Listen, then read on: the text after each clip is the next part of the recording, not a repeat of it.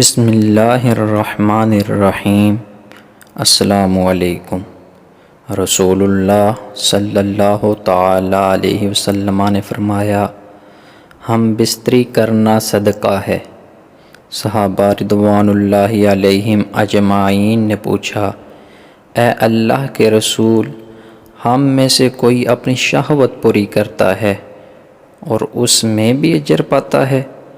آپ صلی اللہ تعالی علیہ وسلم نے فرمایا، مجھے بتاؤ، اگر وہ اسے حرام جگہ میں استعمال کرتا تو گناہ نہیں پاتا؟ صحابہ نے عرض کی، کیوں نہیں یا رسول اللہ؟ آپ صلی اللہ تعالی علیہ وسلم نے ارشاد فرمایا، اسی طرح جب وہ حلال میں استعمال کرتا ہے تو اجر پاتا ہے۔ کتاب کا حوالہ موجود ہے۔